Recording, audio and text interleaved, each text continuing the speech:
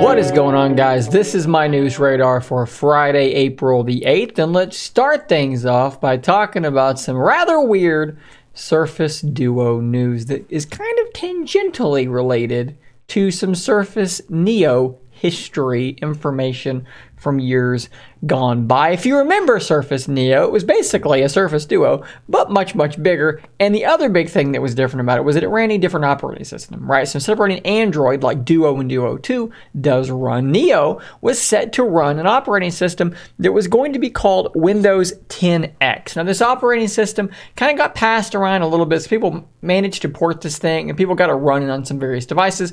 But at the end of the day, this OS was eventually outright canceled, and a lot of the cool stuff in 10X was just kind of rolled into Windows 11. So 10X no longer going to be a thing. It was meant to really have a focus on dual screen devices. So as the dual screen devices kind of got put on the back burner, the OS kind of got indefinitely put on that back burner. But Windows 10X is still around, and there's still some weird ancillary interest in it. So how does that relate to Surface Duo? You may be asking yourself. Well, here's what I'm going to show you now. Gustav, who is someone that you should know from this channel because I've talked about him a few times, because he is the mad lad who has ported Windows 11 over to the original Surface Duo. Now, that project is very much still in the works, and it is still very much early days. Lots of things are still not working. Most things are still not working. But what he's done here, and he did this as an April Fool's joke, but let me tell you, this is not a joke. It's just a funny thing that he posted on April 1st. But he is swearing, and I have proof here, I guess,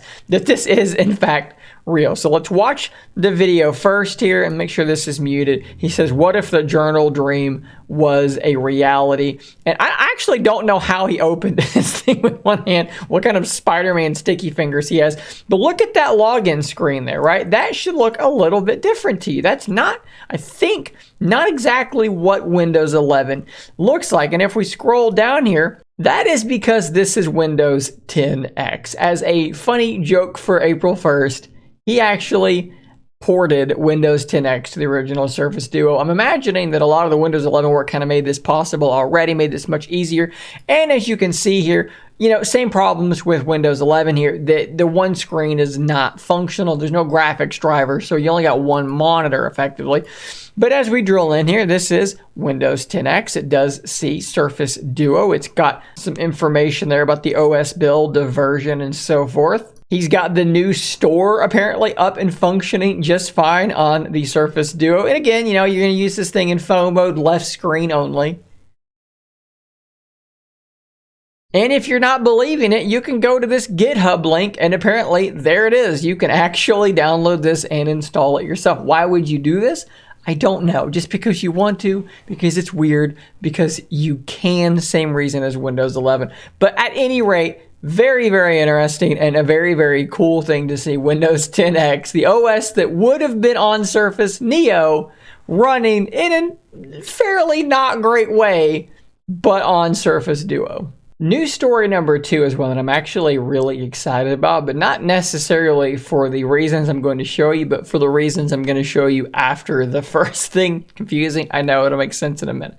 There is a thing called Power Toys for Windows, and I've talked about this in the past when I showed you that you could replicate the Windows 11, the new snapping interface from Windows 11 on Windows 10. There's a lot of really cool things that Power Toys can do. Power Toys almost reminds me of Microsoft's version of Samsung's Good Lock app. It's like where they test out upcoming weird little tweaky features.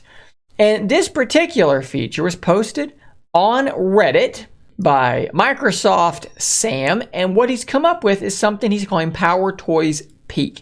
So let's let this video play here. Can we go bigger here? We can get kind of bigger here. What's going on here with this thing is basically with this tool enabled, you are able to simply mouse over, or rather click on a media file, and then hit Shift Space to very rapidly open up a preview of that file. So you don't have to double click on it, wait on your media player to load up that image or whatever. It'll just pull up a quick preview of it, just like you are seeing here in this demonstration video. So I saw this and I thought to myself, this is really, really cool. This is something that Mac has, if I'm not mistaken. I'm not a big Mac user, but I'm pretty sure this is something that they have over on the other side of the pond. And I thought, this is really, really neat, and I want to try this. Power toys are a little weird. They're a little bit odd to set up sometimes. You got to go to GitHub. So I was like, that's neat. Maybe I'll try it. But then I scrolled down and read some of these comments, and this individual here, Telescuffle, said that they were using something called Quick Look. So I search for Quick Look and I find it also in the Microsoft Store, and I install it, and it's great. It literally does this exact thing. I installed it, and that's all you got to do. You install it. I opened it, and whenever you try to open this thing, it literally just tells you Quick Look is running or whatever, and you just press the space button. So if I go over to my other screen here, whoop, and I am to click on a file like that, and I click my space bar, it's just going to pop up. What is going on, guys? This is my news. And start playing that clip very, very quickly. Another space bar gets rid of it. If I am to click on a photo, how about this blast from the past, and click my space bar, same thing. It pops up, space bar again. It is gone. It's nice and quick. And I think this is a really nice piece of functionality. So whether you do the power tools route, I'll link that down below as well, or you just want to use, that's all you need is that. Quick Look is a really cool application too, and it's something that I'm probably going to now install on every computer that I use. And let's end this episode of News Radar with some more rumor about the upcoming Galaxy Z Fold device. So yesterday I posted a video talking about rumors about the new device having, instead of a double hinge, only having a single hinge. I don't know what this is, some sort of butterfly that I'm creating with my hands.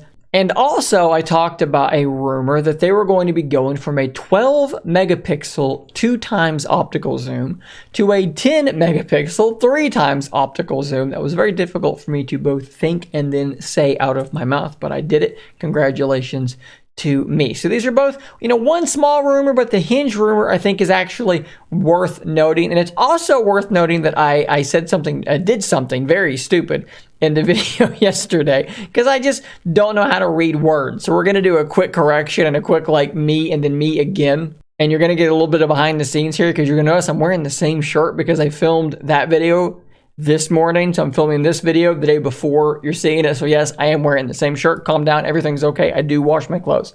In this video, I somehow did not realize that this was the internals of the Z Fold 3. I thought this was a leak of the Fold 4. It says it right here in the tweet, but I just didn't read far enough. I was excited. I was in a hurry. I should have slowed down. Didn't see it. And luckily, commenter here. Where are the comments on YouTube now? You got to scroll all the way down. This guy here pointed this out, and absolutely was correct. So correction there. Everything else I said around it is accurate to the rumor, but I just did not realize that this was just a random picture of last year's stuff, and I just didn't notice. Anywho, the rumor that is important for now is a rumor regarding the fingerprint scanner, because on the current Z Fold device, the fingerprint scanner is in a place that I actually quite like it. It is on the power button. It's on the side. They're not bothering doing the under display thing, right? You just touch your power button and the thing unlocks very, very quickly. And this works really well. And when you close it, you still just have one fingerprint scanner. You don't have to have a second one for when it's closed. One for open, one for closed. It's fine. You just have the individual one. And I will totally agree with Zachary here. That is exactly where it belongs. So let's go ahead and click on this article from 9to5 Google, because they are where I got this information from. I guess they got it from Business Korea. But yeah, that's pretty much just what I'm saying here. It appears that Samsung is going to be keeping that fingerprint scanner like they have had from the beginning on these Fold devices, and the Flip as well. They're going to be staying on the side. Now, this is actually interesting to me because there are other ways, obviously, to go about this. And it's not a technical problem that can't be solved because others have solved it. Let's look at the new upcoming Vivo folding device, for instance. Because if we go into this tweet from Ben Geskin, we just have this thing now. This is the Vivo X Fold. I talked about it a little bit ago. Well, there is an ultrasonic fingerprint scanner on the outside. You can also see here how wide the screen is, and that is, as I speculated in my video, a lot wider than the Fold device. Very quick ultrasonic fingerprint scanner. And then this individual does open this bad boy up, and there is another ultrasonic fingerprint scanner on the inside as well. So Samsung could go this route should they want to do so, but for whatever reason, They're not. They're going to stick with the side-mounted, power button-mounted fingerprint scanner. And just like Zachary said there, I'm good with that. I actually think that that's a preferable place to put it. Guys, that is all the news I have for you today. An extra special big thanks to all of my YouTube Super Elite and Elite members, because you guys make the world go round. Thanks a ton. If you want to have your name up there with these lovely people, all you got to do is become a YouTube member of the Elite or Super Elite status, and you will be there on the next episode of News Radar. And I will see you next time. And until then, stay nerdy, my friends.